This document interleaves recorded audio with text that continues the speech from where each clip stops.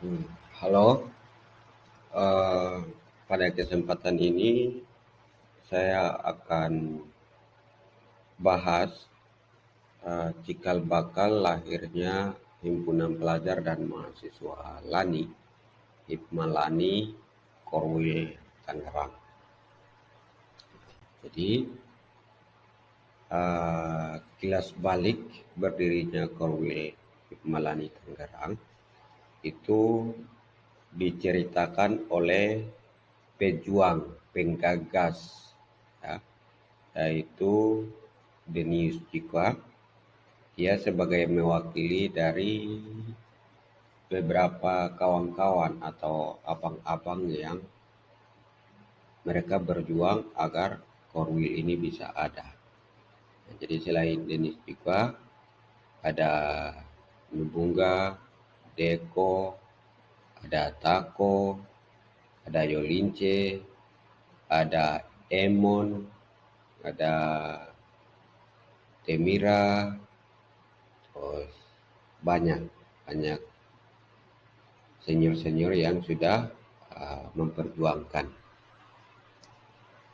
Setelah itu, kenapa uh, organisasi itu sudah bisa ada di Tangerang? Karena mahasiswa Papua di Tangerang ini semakin banyak. Dengan adanya program beasiswa di STKIP Surya dan Surya University di bawah Institut Surya. Nah, Institut Surya ini didirikan oleh Bapak Prof. Yohanes Surya. Nah, jadi di awal-awal itu uh, mahasiswa dikirim dari Papua tuh jumlahnya sekitar 200 lebih. Nah, dari rentan waktu 2010 sampai 2017. Nah, jadi dalam rentang 7 tahun ini kakak-kakak atau mahasiswa di Kota Studi Tangerang itu Korwilnya bergabung di Jajala Madu atau disebut singkatan dari Jaya Wijaya, Jaokimo Lanijaya, Membramotega dan Duga. Itu di bersatu 5 kabupaten bersatu dalam satu BPH, yaitu sebutannya tadi sebagai organisasi induk Jaya Lamadu. Nah, setelah itu pada tahun 2014 itu Natal transisi atau yang dilakukan di Bandung. Jadi eh, kakak-kakak atau abang-abang senior ini sudah mengajukan diri supaya mau keluar menjadi organisasi dari Kabupaten Lanijaya sendiri. Itu sudah ada saat tahun 2014. Dan 2014 itu Natal pertama terakhir kali yang dilakukan dalam organisasi induk atau Jajalan Madu. Kemudian pada tahun 2015 itu rupanya tidak melakukan Natal karena di situ kakak-kakak pendiri atau abang-abang menggagas ADART BPH Hikmalani Sejawa dan Bali. Nah, dalam perancangan itu mereka memutuskan agar bikin Natal di tahun 2016 di Semarang, Salatiga. Dan setelah itu tahun 2017 itu uh, adakan Natal di Surabaya. Di situ masih ada pro dan kontra yang mau tinggal di organisasi induk atau Jaya Lamadu dan juga keluar sendiri sebagai BPH Hikmalani Sejawa dan Bali. Nah, kemudian pada tahun 2018 itu memang benar-benar mandiri atau sendiri. Jadi Natal dan Mubes dilakukan di Bandung, kecuali ada beberapa orang dari Korwil Jakarta yang tidak mau bergabung.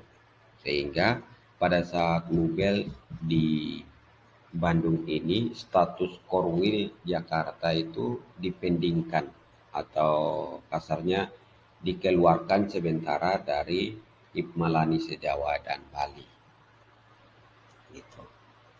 Kemudian selanjutnya pada Natal 2018 itu dari mahasiswa Tangerang sudah mulai mengajukan ADART sendiri untuk melahirkan Korwil baru, yaitu yang disebut sekarang Hipmalani Korwil Tangerang.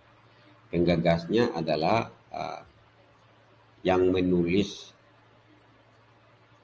adalah Kakak Denis, tapi yang digagas, yang sumbang ide adalah semua abang-abang angkatan 2010 sampai 2016. Karena saya angkatan 2017, jadi 16 berarti mereka adalah penggagas dan pejuang. Kalau saya termasuk pendiri karena waktu Mubes di Bandung itu Korwil bawa keluar sama-sama. Seperti itu. Kemudian argumen yang diajukan pada saat itu selain isi di ADART hanya beberapa 4 poin ini yang disampaikan karena waktunya tidak cukup.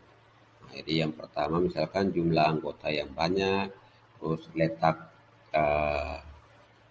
kota yang sangat strategis, terus kampus-kampus yang banyak, kemudian dekat dengan bandara internasional, itu. Kemudian adapun dukungan yang diberikan oleh kawan-kawan Korwil lain atau peserta saat itu, mereka melihat dari kekompakan atau kebersamaan mahasiswa di Kota Studi Tangerang dalam kegiatan lomba antar kota studi atau kegiatan bakar batu atau kebersamaan dan tidak bisa ditemukan atau hal yang belum ada di Korwil lain, tapi itu ada di Tangerang seperti itu. Kemudian juga aktif dalam berbagai organisasi dan kegiatan. Sehingga lahirlah Korwil Hipmalani Tangerang. Kemudian setelah Korwil bawa keluar itu dalam 1 tahun, dalam 2018 itu ada 3 kepemimpinan. Jadi pemimpin yang ketua Korwil yang pertama adalah Kakak Deko Koboya. Dia hanya pimpin 2 bulan karena bulan selanjutnya dia dipanggil dari Papua sehingga dia pergi. Setelah dia pergi bulan kedua, bulan ketiga pada tanggal 12 2018 itu adakan Mubes pertama Hipmalani Korwil Tangerang dan terpilih oleh Kakak Jundenus Wenda. Jadi Jundenus Wenda dia pimpin dari 2018 sampai 2020. Kenapa tidak lanjut sampai 2021? Karena dia harus pergi lagi ke Papua karena sudah lulus. Sehingga ia memberikan mandat kepada saya pada tahun 2020, alamatnya di Hinekumbe, Sentani, Papua. Jadi pada tanggal 8 bulan Januari 2020 dia kasih mandat ke saya. Saya lanjutkan dan berakhir pada tanggal 27 bulan ketiga tahun 2021. Jadi dari rentang ini satu pemimpin itu atau satu ketua Korwil itu masanya 2 tahun. Nah, jadi kita lihat di sini, saya mulai dari bulan ketiga, berarti dari 12 bulan, maka saya pimpin 9 bulan, kemudian kakak Dewe 2 bulan, berarti jadi 11 bulan. Nah, maka sisanya adalah kepemimpinan Jundenus. Jadi Jundenus pimpin 1 tahun 1 bulan. Kemudian selanjutnya sekarang adalah Ketua Tinus Kogoya, Ketua Korwil Hikmalani Tangerang. Nah, dia dipilih pada tanggal 27 bulan ketiga tahun 2021 dan akan berakhir pada tanggal 27 bulan ketiga tahun 2023. Nah, setelah tahun baru nanti akan melakukan mubes ulang dan siapa yang akan terpilih ketua Korwil baru, kemudian selanjutnya juga begitu. Nah, berikutnya mubes, bukan mubes tapi makrab.